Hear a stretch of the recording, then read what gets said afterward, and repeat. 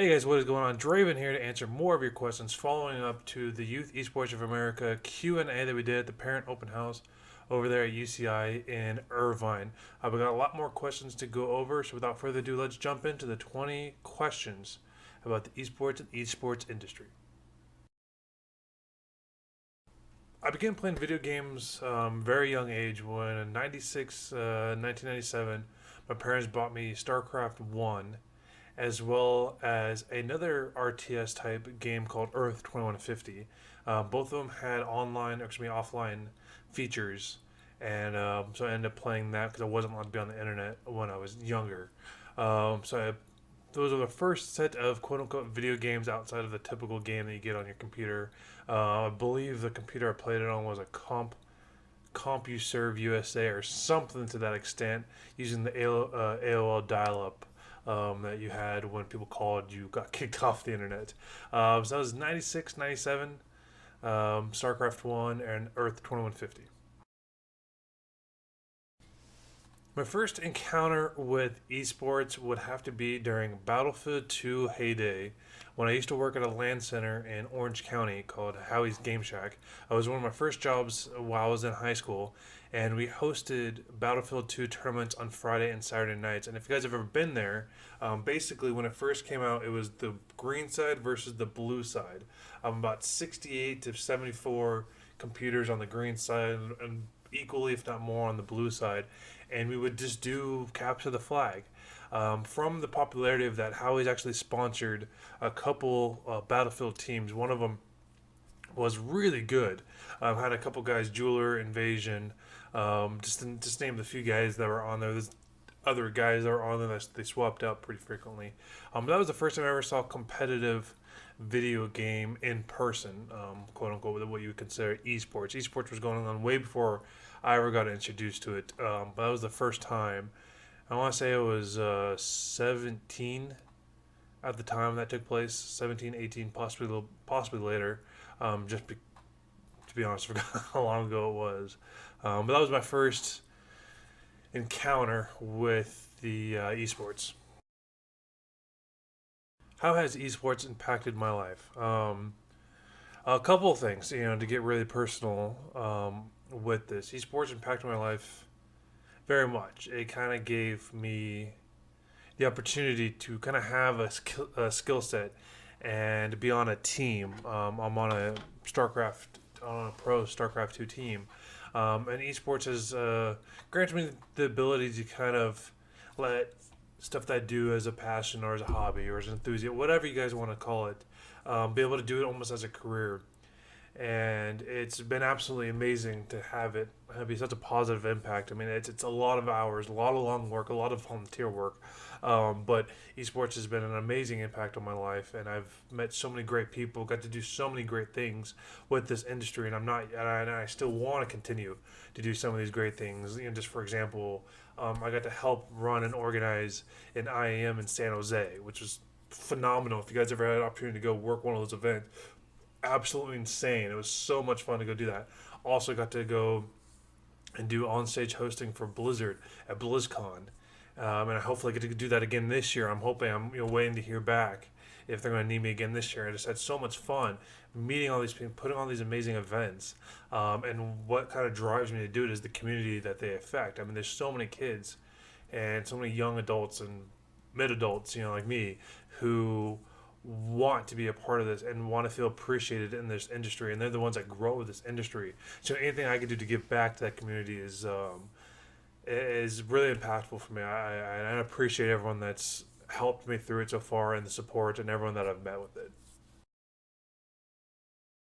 How long have I been involved in esports? Actually involved, like doing stuff with it. I've been involved, I want to say 5, 6, possibly 7 years now. Um, After, like I mentioned before, at Howie's, we used to put on those tournaments. Is when StarCraft 2 kind of dropped, and dropped as in it came out. Some slang term there. Probably should clarify.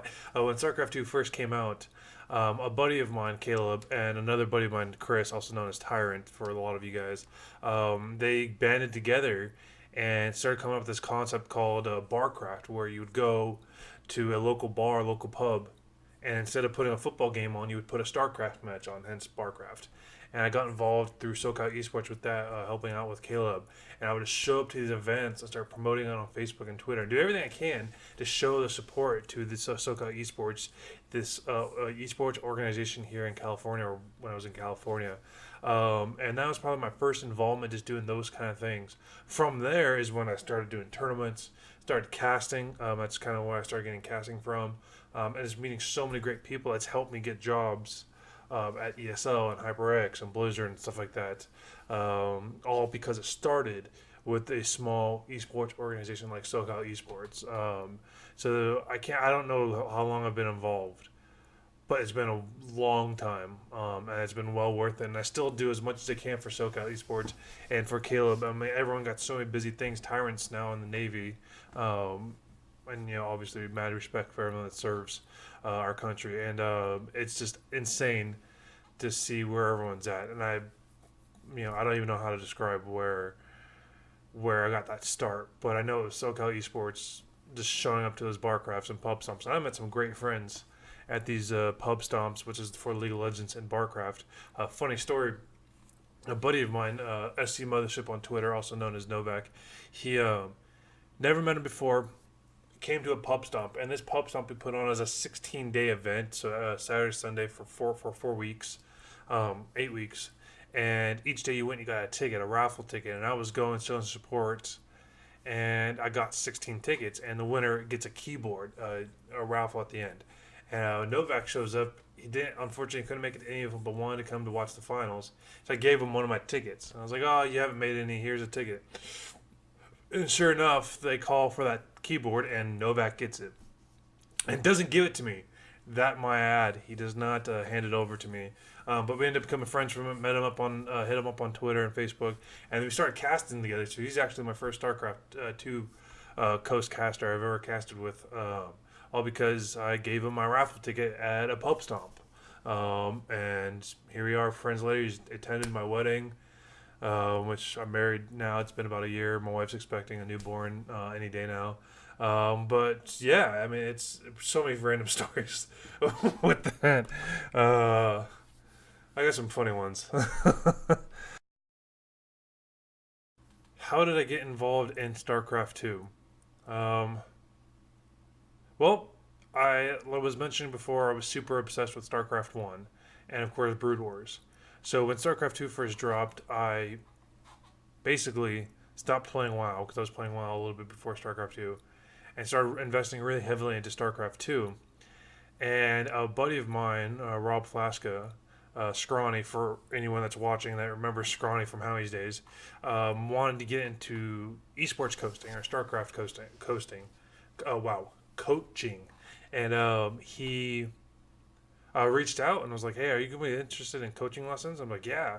And so we kind of worked out a deal, and he kind of took me under his wing and taught me a lot. And I used to play Terran, and because of him, I switched to Zerg, just because he liked my play. He thought Zerg fit my play style a little bit better than Terran. And from there, I started playing competitively, kind of bounced around from a couple teams. And that's where I started casting for StarCraft 2. And that's when Psistorm Gaming, Freedom, and Filthy Rake, the owners of Psistorm Gaming, reached out to me on Twitter and were like, "Hey, we need a caster for our team. Do you want to join?" It's like, hell yes. And this is before, their goal was always a pro team, but this is before they, I don't want to say they didn't have any pros because they had Ender at the time, and Ender is a phenomenal player. But they didn't have the title wins yet. They didn't have the major tournament wins just yet. DreamHack, GSL, to name a few, at the time when I joined them. So it's been amazing to watch them grow. But that's kind of when I got involved, basically during beta StarCraft 2, and then I got involved with casting and kind of been doing it ever since. I play other games, but StarCraft is my bread and butter. So this question, I'm reading them off a sheet. So I actually haven't got a chance to read them yet until this is my first time reading them. What entail as being a community manager? So this is where your personal persona, sure, your personal whatever comes into play with the community manager. So I was a community manager at ESL, and then I became a community manager at HyperX, and two totally different responsibilities. Biggest thing, and I can still consider myself a community manager even though I'm not for any one company, is just to try to be about the community as best you can. The name is community manager, and you want to bridge the gap between the consumer and the customer. So if you so at ESL, they run so many tournaments. I think they have like 68 game titles right now. It could be almost closer to 70. And then whatever you're responsible for, whatever game you're responsible for, make sure that every single person of that community is filled or it feels like they're involved in some form. Um, so I would say always make sure you're up to date on social media. You're responding on social media. That's like the biggest thing that I absolutely hate with a burning passion. That you get these huge multi-million-dollar companies that don't bother responding on Twitter. They'll post their thing on Twitter, or YouTube or Facebook or whatever, but then they don't engage with their community. And I dislike that. I get that people are busy, and I get that you have a job to do, and you probably have 1,005 things to do. But take an hour out of your day and just respond to people on Twitter. Just even if it's just a comment, they might be saying, for example, for at ESL, we posted about the Mortal Kombat X, and we asked who's people's favorite character or whatever, and I was responding along with a couple other people that worked with me, just about character development and stuff like that. And we kept saying like, "Oh, show us your best move. Oh, show us your best skin or whatever it is to get them engaged to feel like we care about them." Because in the end, the company does care about the clients. It does care about the people on social media. So as a community manager, you want to make sure that you are involving the community. That's the name. That is what your goal is, and that's your job. So that's why I really love being in front of the camera. Really love talking to people. Really love being on stage and casting and being as part of the community as possible. Being as involved as possible. If you guys ever follow me on Twitter, I'm on Twitter like almost 100% of the day. There's very rarely I don't respond to someone on Twitter when they tag me in something. I very very rarely don't try to have conversations on Twitter just because I think in order to grow anything, and this has nothing to do with video games. This could be anything. You want to respond. You want to be involved, especially on social media, because these guys may not ever have a top opportunity to come to the BlizzCon. It's kind of expensive to go to BlizzCon. It's really expensive to go to E3. So what people who are watching from home want to really respond. A little bit harder on Twitch. There's a lot of spam on Twitch. So Twitch thing is a little different, but all the other social media platforms that you can control when you respond to them, I think is a huge thing. Also, by being as knowledgeable about whatever community you're part of is another big thing. Get involved. Get as much knowledge as you can. Watch as many of the VODs as you can to get that knowledge of the game, that knowledge of whatever community you're representing. It's like one of my biggest pet peeves about it. About being a community manager is being as involved as possible. It's almost like social media manager, but it's different in that sense because you're responding. You want to be personally responding. You're not just responding to customer inquiries. Like you are, if someone tags you and says, "Look at this sick play I did," it doesn't really matter because that doesn't affect your. But you should respond like, "Oh, sick! Oh, good improvement." Something to show that you appreciate your community. May not answer the question entirely, but again, it's because however you want to take it and however you want to do it. Yeah, let's check out the next question. So again, this is a follow-up to the University of California in Irvine's youth Esports of America open house for the parents. And one of the questions is, why did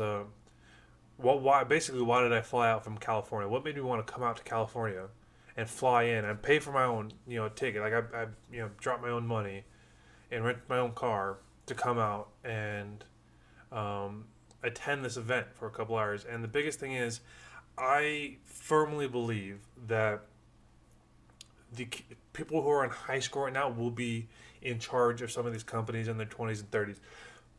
The next big game developer is in high school right now, and if I could encourage their parents to be smart about how they approach the industry, it's not maybe to them, to the students, it may be a fad. They may just want to play the game. But as I was addressing in my talk, was that you don't have to play video games to be a part of the esports industry. You could love the game, but you could find what you want to do. Find what you want to do that makes you the most happiest, that makes you most fulfilled, and do that. And if you can find a way to make that involved with the video game industry and esports, then great. I mean, you could find if you really love accounting and love numbers and love administration and stuff like that, be an administrative person for a pro video game team or a pro video game company like Blizzard or something like that. So that way you're still involved. You can still have all the perks, but you don't have to be playing the video game to be a part of it. You don't have to be a pro video game player to be in esports.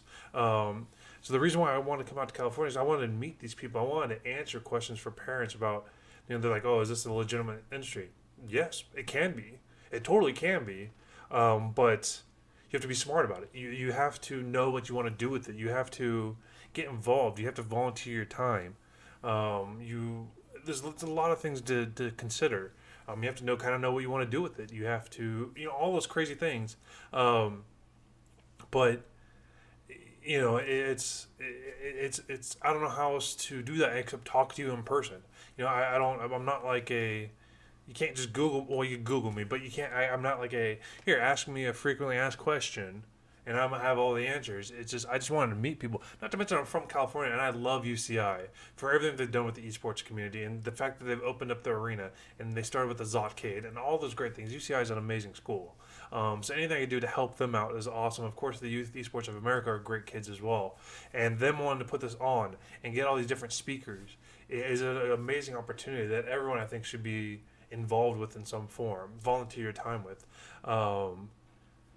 Yeah, so it was a privilege to come out, and I would do it again in a heartbeat, in an absolute heartbeat. I love talking in front of people.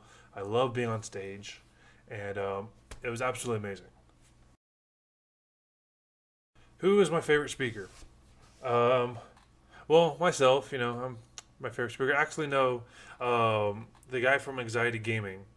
When he came out, I don't want to say he's it's hard to say favorite because I don't want to show favoritism. I mean, Travis was a great speaker as well. There's a lot of great speakers, but Anxiety Gaming was part of the most important. Out of all the ones that are there, Anxiety Gaming was probably the most important because he actually brought up real concerns and real issues that a lot of players and a lot of teams don't ever want to really admit or address. He brought up, the team housing and the structure and the schedule and all of the other stuff that just burn people out. Because in the end, if you want to do esports as a career, it is a job.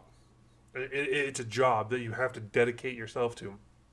And most jobs nowadays expect to work 50 hours, if not more. When I was at ESL, I was easily putting 70 hours a week. Easily. And that was on slow days. If we had events, sometimes we had events back to back to back. I think the most I did, we had 9 events in a row. I think I did 24 days straight of about 10 to 15 hour days. Straight. No breaks or anything like that. I mean, that's what you have to do for a job. And so, the Anxiety Gaming guy, he was mentioning all the downsides to it, of doing that kind of stuff. And they had some great points. And some great takeaways that I was just really excited for. Team housing, living together is not always the greatest. You may not get along with your teammates on living together. Once some of these kids that may be watching this are in the high school, they may not really understand. But once you get to that stage where you live with someone else and their mannerisms are different, they may do things differently. You'll discover that once you get married. Like whoever your wife, husband, whoever, they have mannerisms that are different. And imagine trying to cohesively play with your team, but then also get annoyed by it's so. Imagine if you're on a regular sports team, if you're on a baseball team, tennis team, wrestling, whatever.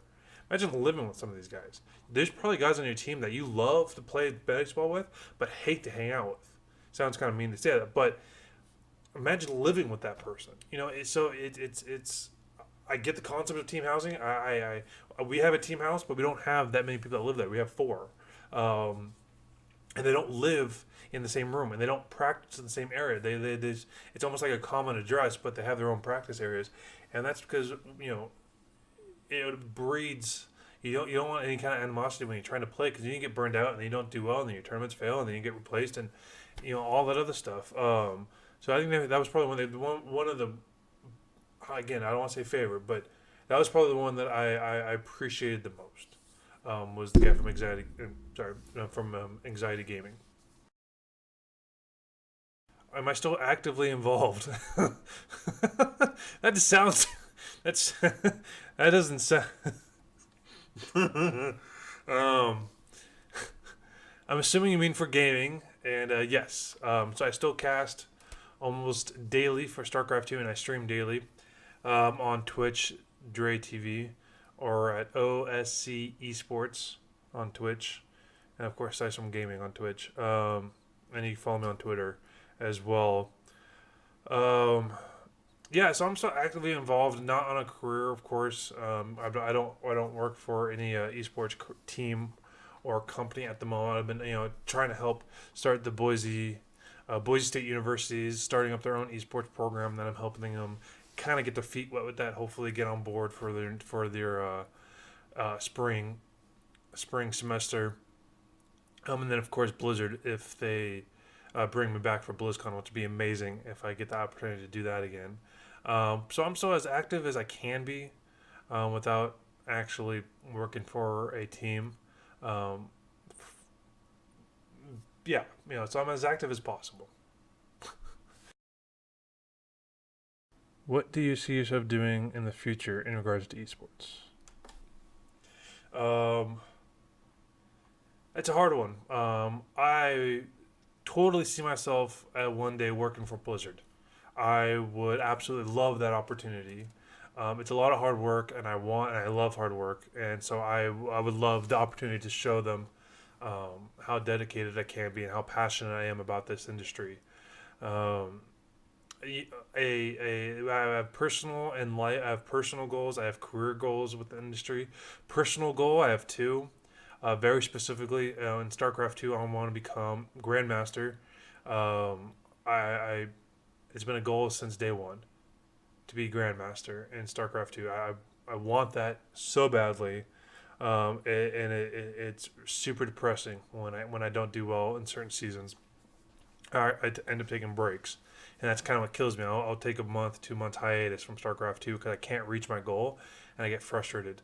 So that's personal goal number one. Personal goal number two is cast live at a major event, DreamHack, BlizzCon, IEM, something like that. I almost had the opportunity to do it for Montreal, but it couldn't work it out because it didn't work out, and I was super bummed that it didn't work out.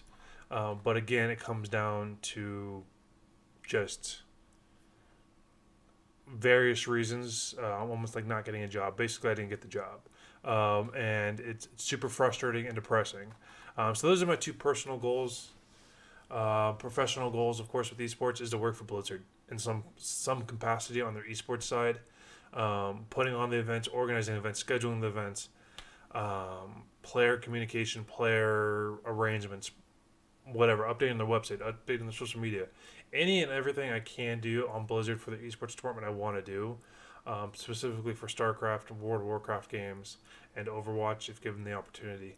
Um, that's my professional goal. So that's my future. If I, being a community manager for Blizzard would be my end goal. I would be very happy with everything I've done in my life to get to that point. But we'll see. I'm living in Idaho now. I had to move away from Southern California, so I'm a little bit further away from that goal than I was last year, which is unfortunate. But it is what it is. I got married, and my wife is more important than anything. But yes, that is an end goal for me. Do you believe esports will eventually become on the same level as traditional athletes? Yes, and two things. This is a two-part question in my personal opinion. Do I believe esports athletes will be in the same category as traditional athletes? And yes, I believe they are. But depends how you break down a traditional athlete versus the esports athlete. Are they get paid the same? Of course not. Do they get treated the same? Of course not. Um, do they get contracts that are similar to the athletes? Kind of, but they don't get signing bonuses. They don't get you're required this many years kind of stuff. They just go, okay, you signed with us. You can't do X, Y, Z, and we can let you go at any moment. I mean, it's if once a legitimate league comes in that doesn't just try to steal your money, that actually wants to give back to the community. Um, Sorry, my back started itching. Travis from the esports, the amateur league that they're starting over here. Great example of a league that has the correct mindset when it comes to what they want to do, how they want to structure it, how they want to build the community out to value the players. I think that's what's going to be the biggest game changer is leagues like that see the value in the player and not the dollar value. Even though that's important, the dollar value obviously because you can't run a company without the money. Um, they, with baseball, players kind of deal with a lot because they get paid 15, 20 million. Um, and they get training and they get all these special perks. Esports player doesn't necessarily get that, nor they don't get that kind of money. But it's what kind of causes them to burn out because they don't get that special treatment, the psychology, the vacation, all that stuff that a high stress player needs. Um, so I think like I said, it's a two-parter question. I think it will become that one day, and it's going to require a lot of work to get to that point. The esports industry has grown, as we've seen on Twitch, and all the different advertisements and the money that's involved. But what's going to cause esports to grow even more is to return that back to the players and back to the teams, and restructure that to complement the industry itself. I think once we get there, we'll definitely see uh, better esports. I mean, right now esports is on ESPN, which is great, but it's not as structured on the back end that it could be. And I think once we get that normalized, um, esports athletes should be considered as important as regular athletes. It does not seem like it, but there's still that physical and mental state that goes into it, and the practice, the teams, the schedule, the tournaments, the pressure, all that is the very same. The difference is, you know, a lot of people don't see that, and once we get them to see that and take it, take it for what it is and be mature about it, I think we'll see an increase in more people appreciating esports as an actual sport. Where will esports be in 10 years? That is an interesting question. I think in 5 years it'll be big. I think it will finally be a normal channel, or at least normal coverage on ESPN. Um, 10 years, I'll be 40. Holy crap. I'll have a 10-year-old daughter, probably have more kids. Um, I don't know.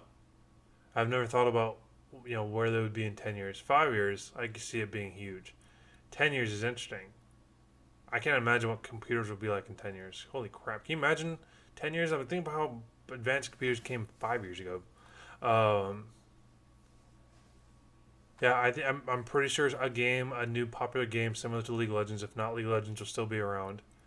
And there definitely will be, personally, I think there'll be city teams, very similar to like a sports now, like Anaheim Angels. Well, technically Los Angeles Angels for baseball, but there will always be Anaheim Angels. To me, there'll always be Anaheim Angels, Anaheim Ducks, LA Kings. I think once we get teams like that, kind of unique to a city, that's kind of what Collegiate Star League is doing. Once we get them isolated to a location and then fans could kind of be localized and build up around it, I think that's where we're going to be in 10 years.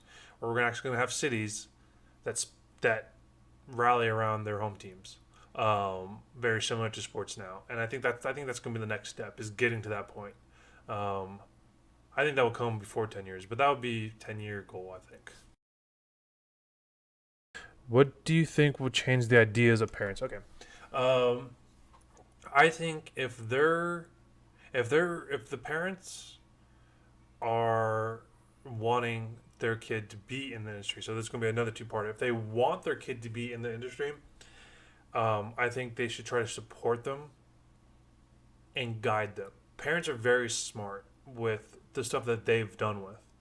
Now, this is coming from my experience. My father, um, ex- extremely hardworking guy. He met my mother um, and worked very hard to provide for my mother and myself, to give her anything that she could possibly need. A proper house, a proper car, proper education for myself, um, and all he wanted in return for me to take it as seriously, in terms of education. I just realized my hand's cut. Education seriously. He just wanted me to have the tools. So when I got, in my 20s, I had tools to um, be good in life. So parents want that for their kid, obviously, but they also want them to be happy and to be fulfilled and to um, be successful. So as long as parents support their kids in the fashion that they, as if they wanted to become a doctor or a lawyer or something, where they go, okay, be smart about this, education, careers, future, all those things to consider. It's great that you're a really good player now. I mean, your son or daughter, who, if the parents are watching, may be the best player ever. Well, what's going to happen in 5 years? Because there might be a better player that comes out in that 5 years. They may get bored of that game. That game may go out of business. It doesn't really matter what happens in that case, because they will, um, you want to support them in the game, again, whatever game they play, but you don't. I don't know how to describe it. You want to support them, but you also want them to make correct life choices when it comes to that. So if the parents want their kid to be in the industry, that's great. Just guide them into doing the correct choices. Guide them into thinking about their future. Not so much be like, oh well, you shouldn't do it because you're not gonna have a future in 5 years. More so, you should do it, but prepare for next step, because there's always going to be a next step. There's always going to be the next goal. So if your kid wants to be on a pro sports team or a pro esports team, awesome. Good luck. I wish them the best. I hope they get it. But know that there's after that there needs to be a next step, because you always need to make sure there's a next step. So as long as parents help their kid realize that, I think parents are going to be pivotal in with an up and coming kids. And on the flip side of that question, if the parents don't want their kids to be in the industry, it's hard for me to say that, because my parents never really got the industry. They never really they thought it was great that I got I was into something, but they never really got it. So if you don't want your kid to be involved with it, I would be hesitant to try to say to steer them away from it. Then I would say almost the same thing. Guide them into the better choice. Then if they just want to be into it because they just want to play video games for the rest of their life, then that's a bad reason to be into it. And you should encourage them not to do that, because it's not going to work out really well. But if they're good, or if they show a passion for it, like I mentioned earlier in the video, um, work with your child and find what they're passionate about, like what about the industry that they want to do, and make a career out of that. Maybe they love social media postings or marketing. Great, go to school for marketing and work in a marketing firm or marketing company for any esports program. Like HyperX, that's in Fountain Valley in California, has marketing interns for their esports department. It's like and that's a great way to get involved in esports, learn the tricks of the trade from actual people in the industry that do it for a living, and you get marketing. So that way, if you ever leave it, you could work for a huge marketing firm, and that's huge right now. It's you need to help their kids find that niche without trying to pull away their passion, because it's their passion, and you should always encourage your kids to be passionate about the things they do as long as it's legal. I always have to throw it in there because anyways, but yeah, so I don't want to tell parents how to you know raise their kids, but always try to be encouraging. When do you expect esports to become mainstream in the United States? I expect esports to become mainstream in the United States never. That's an absolute joke. Um, I think once we find a game that the common people will enjoy, when you get these very specific games like League of Legends or Dota or Madden or Mortal Kombat or Rocket League, as you obviously seen, it doesn't work out very well for them. It doesn't work out because this is not that much viewership. So I think once we find a game that people want to watch, they can sit down and watch, even if they don't play the game, that they can understand it, I think is when it will become mainstream. Heroes of the Storm did a very good job in Heroes of the Dorm, and I think that was like one of the best coverages I've ever seen on a national level. Mortal Kombat and Injustice 2 is doing another phenomenal job with it. But I think there's going to be a couple more bigger steps to get on the level that we need to get for it to be mainstream in the United States. I think it's too new to say for sure. But I mean, you go to Dallas that just had DreamHack, or you go to IEM that was in San Jose, and where the Sharks play, it's a 38,000 seat venue that we sold out. So I mean, it's in terms of live viewerships, we could sell out a stadium almost anywhere in the United States. But then when it's broadcasted on the television, it doesn't get the same kind of numbers that is would be if it was on Twitch. So I think if some way to work around all that, I think we will get it mainstream, but we're just not quite there yet. Best aspect about the industry is the entertainment value and how it gives kids an opportunity to finally be able to do what they're passionate about.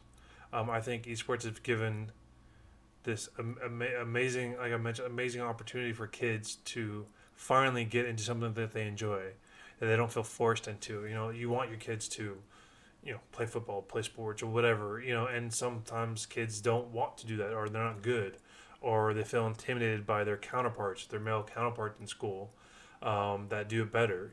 Whatever the case may be. I think the best part about esports is that it gives these kids value and worth.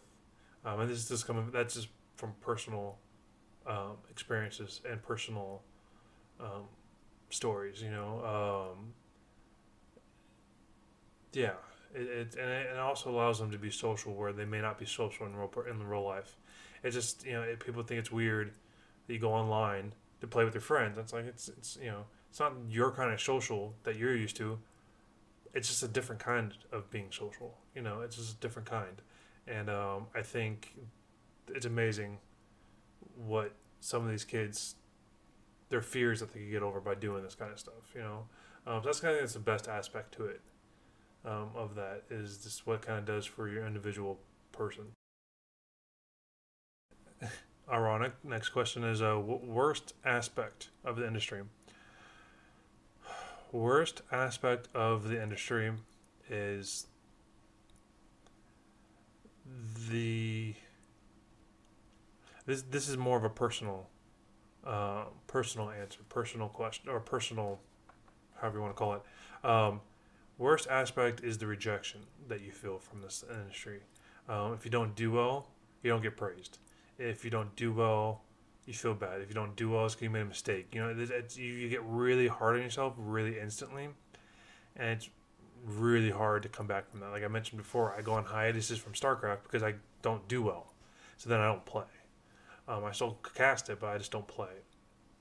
Um, and it's the and the and like I mentioned, it's sometimes you don't feel involved, which gets kind of worse. So it's the counter to what the best aspect is also the same. Almost what's the worst aspect, and sometimes you feel super alone which sucks. And I don't want to discourage anyone from getting into the esports industry, but sometimes it's very very very lonely. Just in terms of you, once you're done streaming, say if you had a terrible day and you're done streaming, now what? Those people that are on Twitch, they're not here. So sometimes, before I got married, it was very just Friday nights where I just spent alone playing video games. And yeah, that doesn't really answer the question, but it's kind of does. What big change in esports do I see, or do I want to see? Like I mentioned, the legitimacy of leagues, and I like almost like a union type league where it's the same across the board, and we see more professional leagues coming in, and we see more responsibility, more team management, from it's across the board. Um, I think I would love to see an actual like ESPN to have like an esports division, where they actually have coverage of it. It's something where we could kind of legitimize it.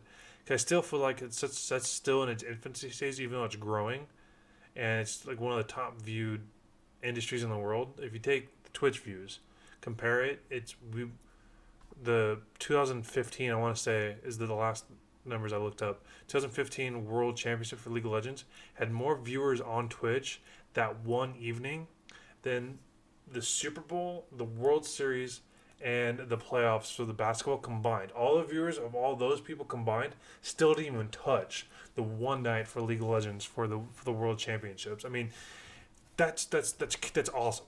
But how do we translate that? How does that make it legitimate? And so if we could figure out a way to have it be as recognizable as NFL, as NHL, as MLB, have it be as common as a sport that you do in high school, Pee Wee leagues, Pop Warner leagues, and then be as a career as collegiate, minor league, major league, pro league.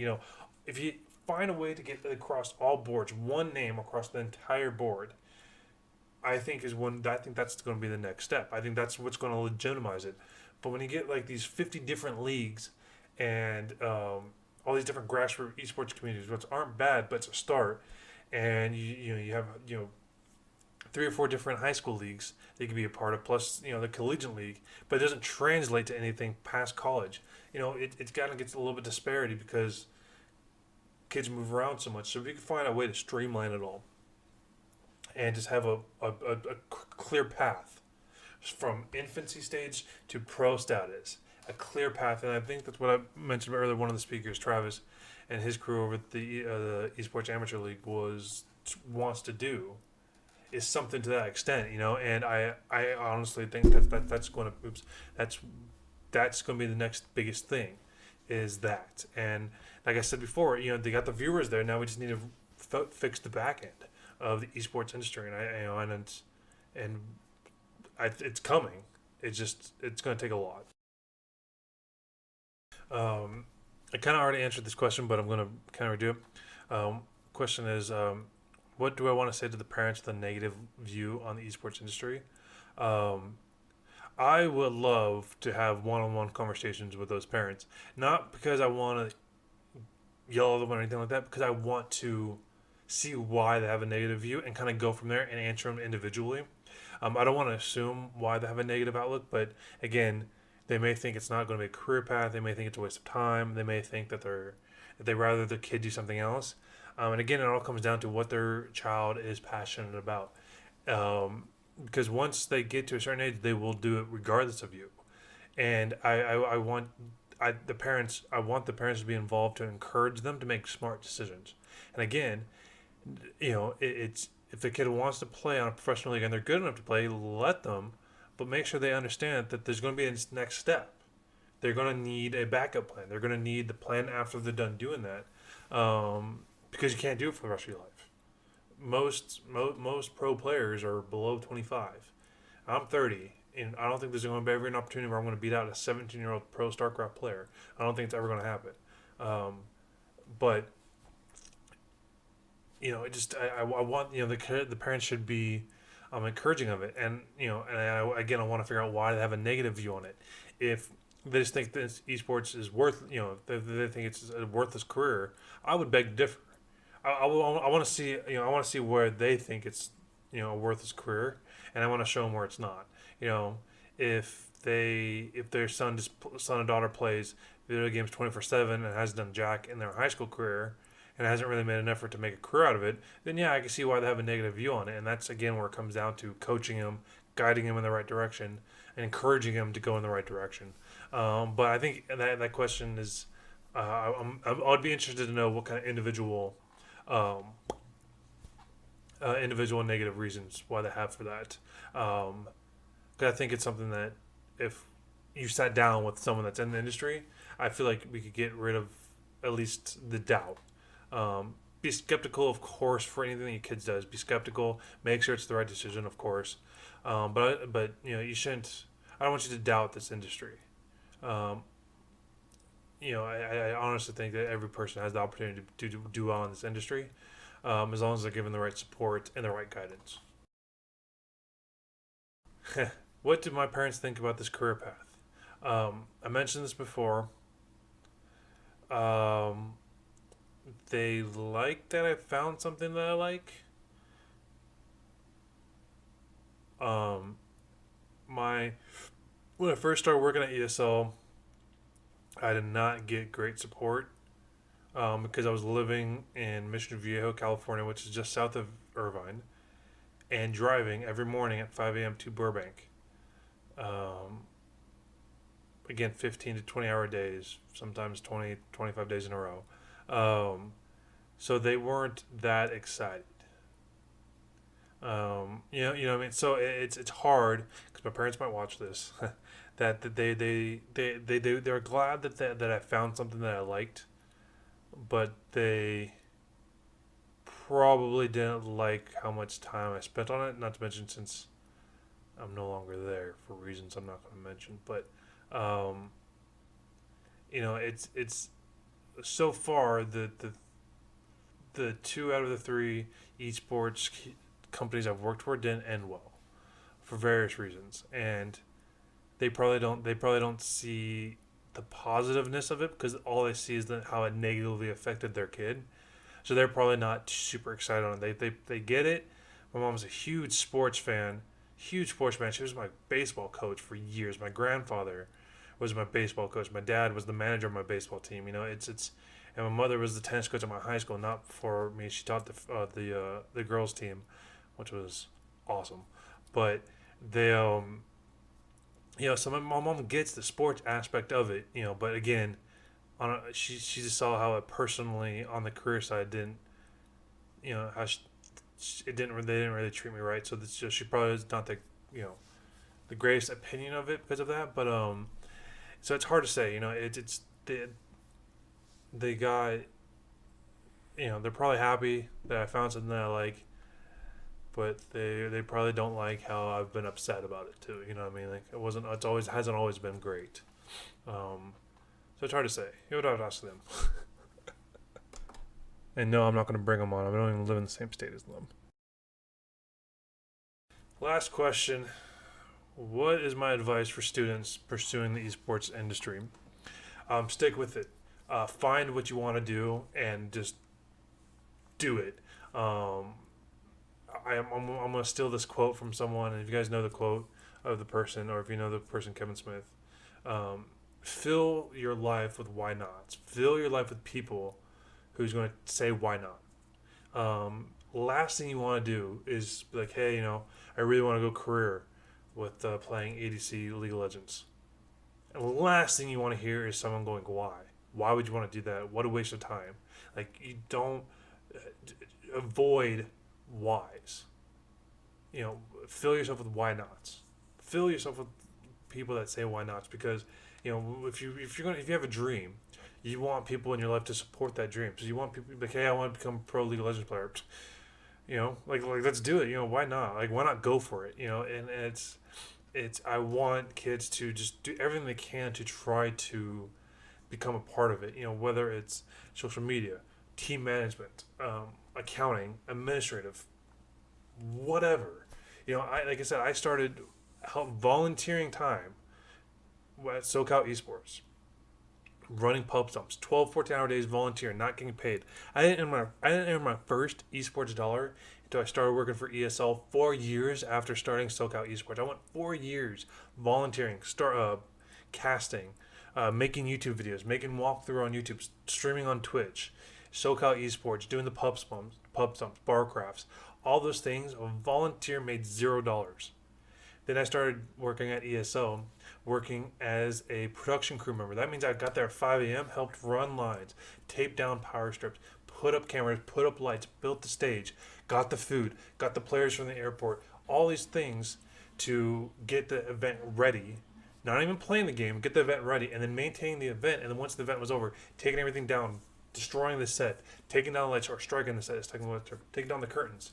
And I did that for minimum wage, and it was a contract job, so that means I got paid a base amount per day, meaning it doesn't matter how long you worked, you got paid the same amount per day. So some days it equated to $4 an hour because I worked so much, you know, and then from there, again, working hard. That was my first esports job, and then from there, I got promoted to community manager at ESL, and then from there, I got a job working at HyperX as community manager or community esports manager, and then from there, I started working as a contractor for Blizzard. So it's you. Not saying that's the same career path you're going to have to go through, but just know that if you put in the hard work, you will be rewarded with it. And just know it's hard work. You can't fall into this. You can't just apply once and expect to do it. Start your own esports club. Why not? Start your own esports team. Just get a bunch of friends together. Make a tag. Start your own social media. Start your own Twitter for that team. Just kind of build your team. See what you can do with them. Make your own YouTube videos. Stream. Like I said, I mentioned at the parent open house, I just got partnered on Twitch and I still have 0 subs. I appreciate everyone that's followed me after that talk. I totally appreciate that. But streaming for 5 years, finally get partnered, not just Twitch affiliated, partnered, and I still have 0 money off of it. So you just have to keep working on it. So just do it. Do whatever it is your dream is for esports. Again, why not? Why not go for it? Why not do it? You're not going to. It's if you surround yourself with a bunch of whys, they're going to discourage you from doing it. So like I said, why not? Why not go for it? Why not try your hardest at whatever team you want to go for? If you want, YouTube videos. I'm kind of repeating myself now. So that's my advice. Just freaking do it. Go for it. It will be well worth it. And then if you do it and you fail miserably, which I have plenty of times, at least now you know. And now you know what to do, what not to do. You learn from your mistakes. You try again. Because if you don't ever go for it, you're gonna sit there going, "What could I have made it? Would I have made it? Why didn't I make it?" And you will never have the answer. So just why not go for it? Do it. You have every opportunity. There's no reason why you can't. And the industry is growing and growing and growing and growing, and you have every opportunity to do it. To start out, if you just want the most simplest way to start. Hit up almost any speaker that spoke at that event and ask them to volunteer. Like, hey, I want to volunteer. What can I do? I guarantee you there's something they could have you do to volunteer. There is really nothing that they'll have volunteers. Cat from iBuyPower, I guarantee at the event that they have coming up for the Counter-Strike Masters, I guarantee they're going to need volunteers. So reach out to her. Try to get on that step to volunteer. Blizzard might need people for BlizzCon. Again, reach out, see if you could do something with that. Build up that what we call an esports resume of just showing how much volunteer work you could do, and I guarantee you'll find something that will get your foot in the door, so you get the understanding of what it is. And you totally do it. It's awesome, well worth it. Like I said, it took me a few years to get to that point, but. Yeah, I strongly encourage any and all. Alright, guys, well, that was the 20 questions that you guys submitted for the Youth Esports of America. Thank you guys again, everyone that tuned in through the whole video. I know it's kind of long. I do apologize for that. If you guys have any follow-up questions, please just leave a comment or hit me up on Twitter or on Facebook, whatever is easier for you guys. And I would gladly go over more questions for you. If your parents have any more questions, have them feel free to reach out. I'll gladly sit down on Skype or just video chat with whoever if they have any more questions about it. Or if you guys have any more follow-up questions, let me know. But thank you guys again. Of course, thank you guys over there at Youth Esports of America for giving me the opportunity to do follow-up questions. I can't wait. Hopefully, you guys have another event where I come out for, and I'll be super excited for that. I'm excited to see what you guys do for the next coming up few months. So thank you guys again, and you guys have yourself a great night.